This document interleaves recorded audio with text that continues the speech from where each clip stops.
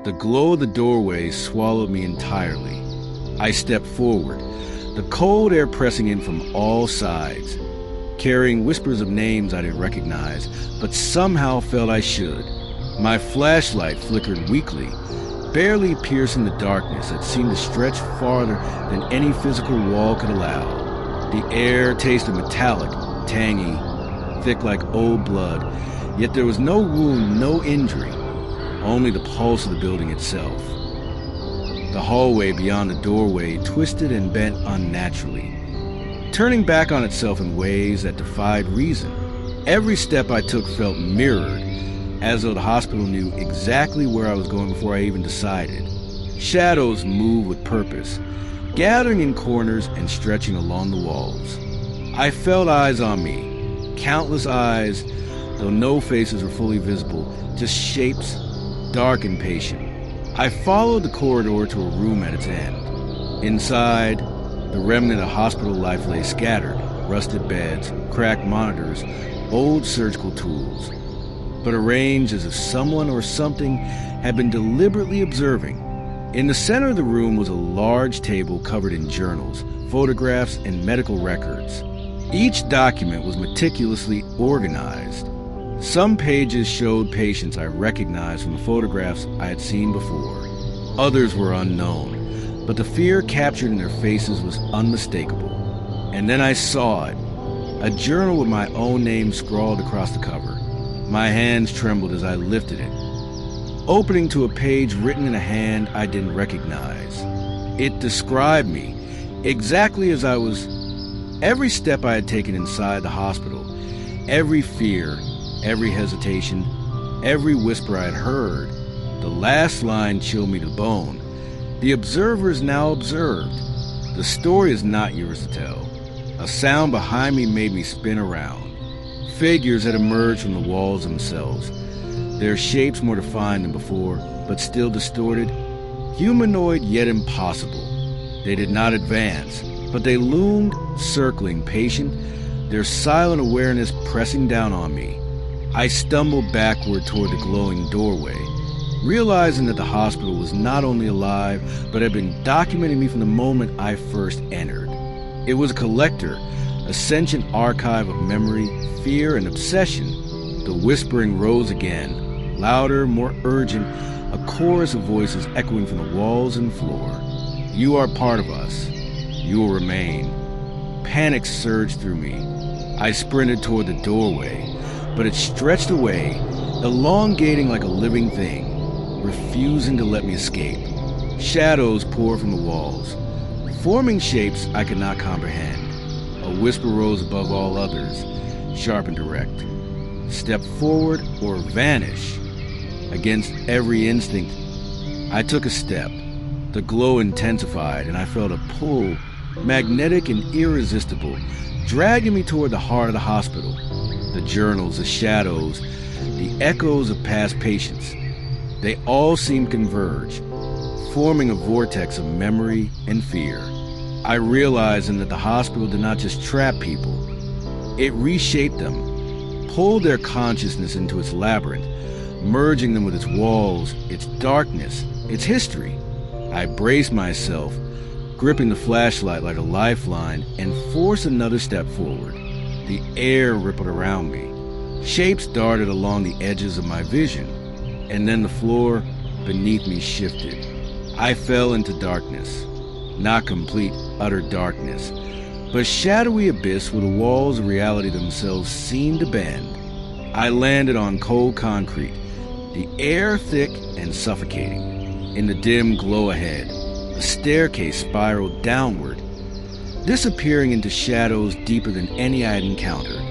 At the bottom, I could see faint lights like the pulses of a heartbeat and shapes, dozens of them, moving, writhing, some familiar, some horrifyingly alien. And then I realized something far more terrifying. I was not alone. From the shadows, a figure emerged, tall, impossibly thin, with eyes that burned like embers in the dark. Its gaze pierced me, seeing not just my body, but every thought, every fear, every memory. I knew in that instant that this presence had been waiting, waiting for me to arrive so it could reveal its purpose. I raised my flashlight, trying to illuminate it fully, but the beam flickered and died. In the pitch black, I heard it speak, not in words, but a voice inside my mind. Do you understand now? This is only the beginning. I felt its hand, or perhaps its intent, brush against my mind, cold and invasive. Shapes swirled around me. Memories, fears, glimpses of the past patients, of the hospital's long history, all converge in a storm of awareness. And then from the darkness, a new doorway appeared. Unlike the previous glowing doorway, this one radiated a deep, crimson light, pulsing like a heartbeat, alive with promise and danger. I stepped toward it, compelled beyond reason, and as I reached the frame, the shadows behind me surged, forming shapes I could no longer distinguish from the building itself. The last thing I heard before the light consumed me was a whisper, chilling and eternal. Once you pass through, there is no return. The crimson doorway pulsed before me, radiating heat that was not warm, but felt alive, like it could see me, judge me, consume me. I stepped closer, and the air itself seemed to thrum with energy, vibrating against my chest and in my skull. The shadows behind me shifted, as if aware I had chosen to advance. They pressed closer, yet did not attack. They were patient, waiting for me to cross the threshold. My flashlight flickered weakly, barely illuminating the warped walls of the hospital corridor behind me. I glanced over my shoulder and realized the building had changed again. The hallways were gone, replaced by angles and planes that twisted impossibly. Rooms merged and stretched, floors slanted, ceilings folded. The hospital was alive, not just sentient, but responsive, reshaping itself to my fears, my movements, my very thoughts. I swallowed hard, my pulse hammering. The whispers had grown louder, now overlapping, a cacophony of voices, memories, and warnings, all colliding in my mind. I felt the pull of the doorway, magnetic and irresistible, and yet instinct screamed at me to stop. My hand trembled as I reached for the frame. The moment my fingers brushed the crimson light, the air shifted violently.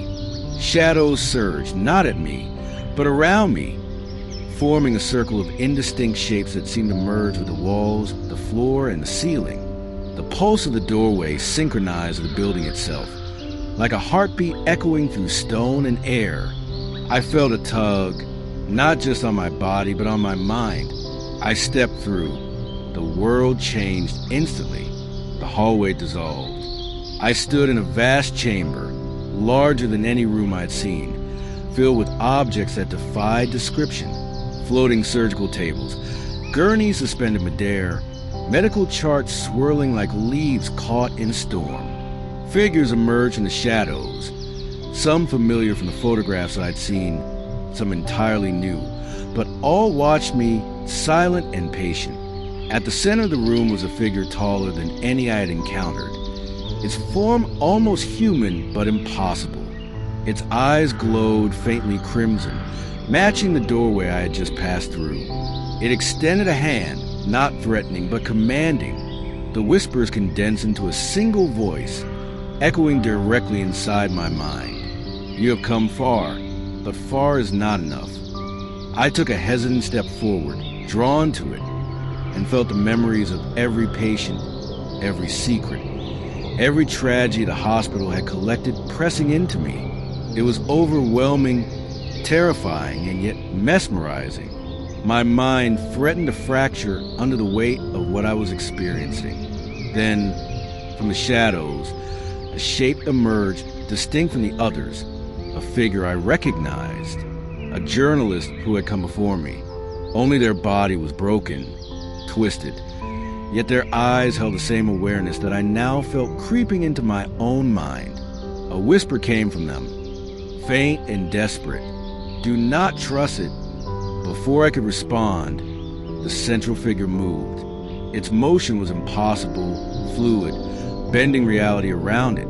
The crimson light of the doorway pulsed violently, and the air thickened, filled with low, vibrating hum that shook my chest and blurred my vision. The floor beneath me rippled, and I realized the chamber itself was moving, alive, folding in on itself. A voice, deep and resonant, boomed through the chamber. You may walk forward or become part of the story forever.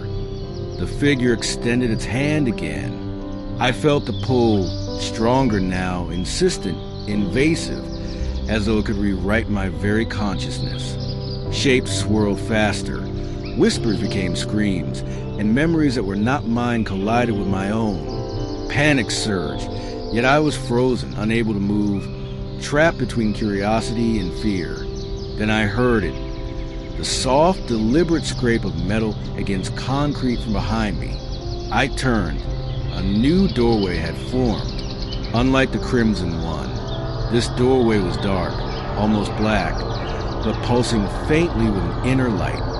From it, something else watched, something patient, something far older than the hospital itself.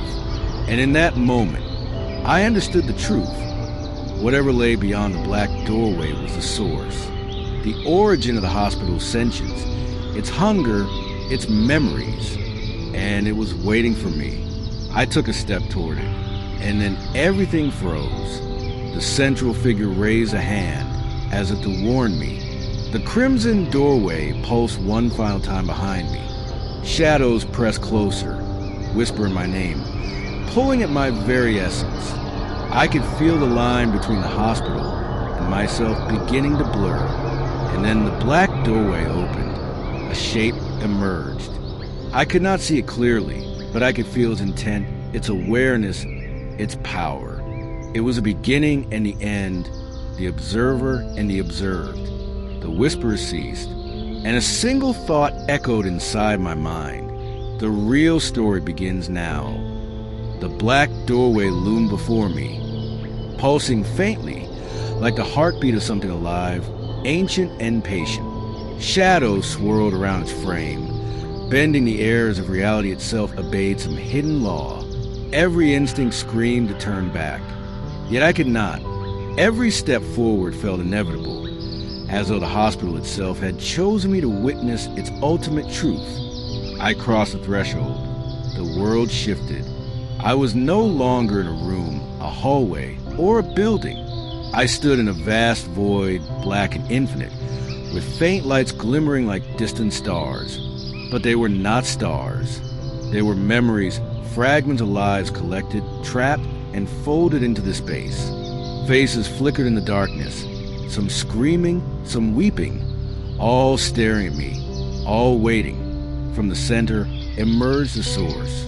Its form was impossible, shifting constantly between humanoid and something far stranger. Its eyes burned with a crimson light, but also with a cold, analytical awareness of something that had existed long before the hospital. It was the origin of the shadows, the whispers, the sentient walls, the pulsing doorways. It exhaled, and the entire void seemed to respond, rippling like liquid darkness.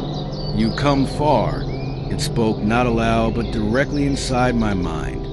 The voice was everywhere and nowhere, resonating with memories, fear, and truth alike. "And yet you know nothing." I tried to speak. My voice trembled, swallowed by the weight of presence pressing into my mind. "What are you?" I managed barely above thought. "I am the collector," it replied, "the archivist of fear, of memory, of life itself. Every patient, every visitor, every observer who has entered the hospital, they exist within me. And now, so will you, unless you choose." I realized then that the hospital's true power was revealed.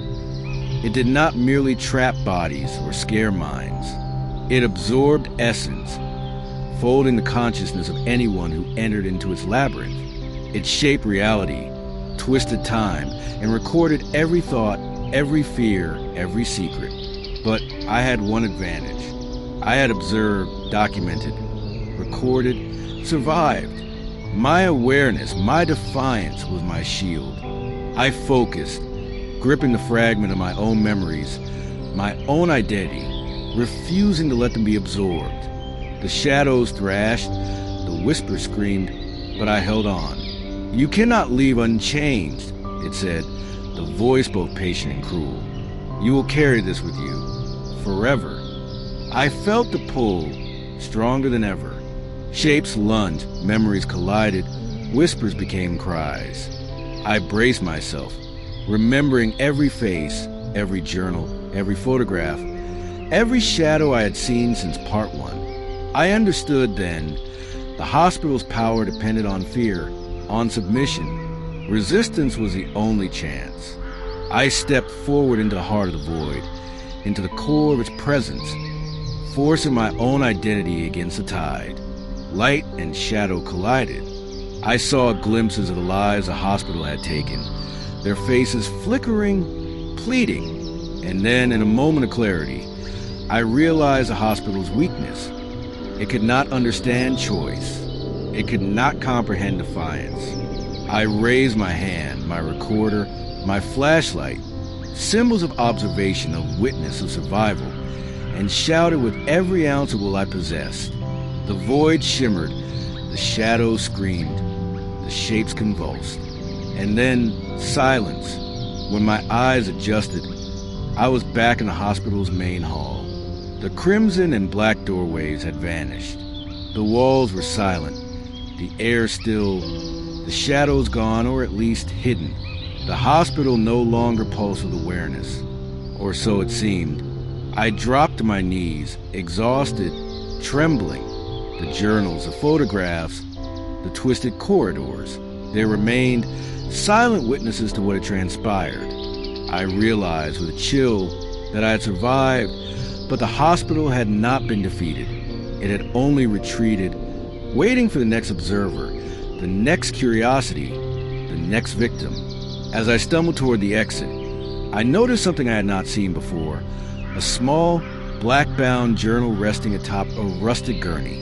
Its cover was unmarked, yet radiated a faint pulse. I opened it, and the first line burned into my mind. "We've been waiting for you, and the story is far from over." I froze. Outside, the fog over Route 9 shifted unnaturally, as though alive. The wind carried whispers, faint but unmistakable. Behind me, the hospital loomed, silent, patient, eternal. And in the distance, another doorway pulsed, faintly crimson, waiting. The fog over Route 9 hung heavy, thick as wool, muffling sound and bending light. The hospital loomed in the distance, silent, yet impossibly aware.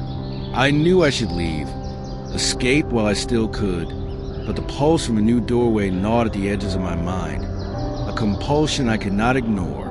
I approached the hospital again, each step sinking into mud and debris, the remnants of abandoned parking lots and overgrown paths stretching around me like a liminal space. The doors were no longer ordinary. Every surface seemed to vibrate faintly, resonating with an intelligence I could not define. The fog whispered, carrying fragments of voices I had heard before, distorted and broken, calling my name. Inside, the corridors had shifted once more. Familiar hallways twisted into impossible angles. Rooms I'd never seen opened suddenly, illuminated by a faint crimson glow that seemed alive. The journals and photographs I collected lay scattered, as if the hospital had rearranged them to watch me, guide me, or test me. The new doorway pulsed ahead, beckoning. Shadows moved unnaturally along its frame, stretching like ink in water, and then I heard it, the low, deliberate footsteps of someone or something following me. I spun, flashlight trembling in my hand, but the corridor behind me was empty, yet I felt its presence, patient, measuring, waiting. I stepped through the doorway. The room beyond was immense, impossibly tall, with walls that disappeared into darkness.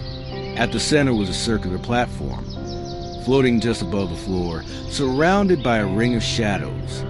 Figures emerged in the corners, half-formed shapes, twisted remnants of previous visitors, their faces frozen in fear and awe. They did not speak, but I felt their intent. Warning, pleading, observing. On the platform, a shape emerged from the crimson light, taller than any figure I had seen, its presence commanding. Its eyes glowed a deep amber, piercing through the darkness. I realized instantly that this was not the hospital itself, but something had been feeding it, shaping it, orchestrating the corridors, the shadows, the whispers. "You have returned." It spoke directly into my mind, every word a tremor through bone and thought. "Few endure this long, but your curiosity, your persistence, it has brought you here." I raised my recorder, my only anchor to reality, and shone my flashlight. The beam revealed fragments of the room. Floating surgical tools, walls lined with shadowed faces, and the remnants of memories I had tried to forget. The entity's form shimmered, impossible to find, both solid and fluid, humanoid and alien. "You seek answers," it continued, "but answers demand a price. Will you pay?" Before I could respond, the platform beneath me shifted.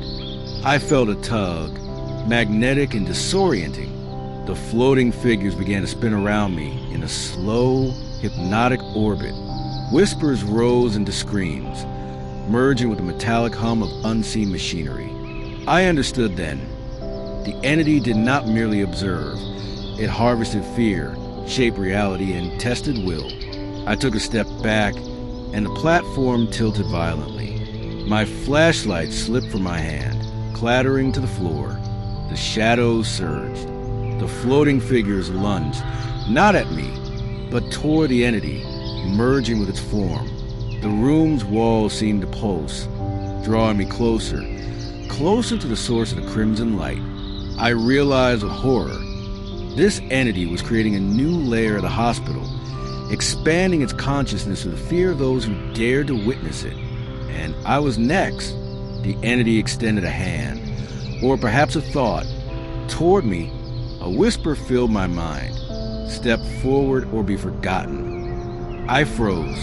My body, my mind, my memories, all tugged in opposing directions. And then, from the shadows beyond the glowing platform, I saw it. Another doorway, larger than before, its light darker than crimson, radiating a pull stronger than any I had felt. From within, a figure, or many figures, waited, moving, shifting, patient, aware. I knew in that moment that whatever lay beyond the new doorway was not just part of the hospital's consciousness. It was its origin, its apex, the true force behind every shadow, every whisper, every fear I had endured. And as I stepped toward it, compelled by curiosity, dread, and inevitability, the entity's voice echoed one last time. "Once you enter, there is no return, only revelation." The platform trembled, the shadows surged, the doorway pulsed, and then everything went black. The hospital's secrets are far from over. The shadows are alive, the whispers never stop, and the true force behind Route 9 waits just beyond the next doorway. If you think you've seen the worst, think again. The next episode will reveal the ultimate truth, the source of the terror, and what the hospital truly wants from those who dare to enter. Subscribe, hit the bell, and stay with us if you're ready to face the final revelation.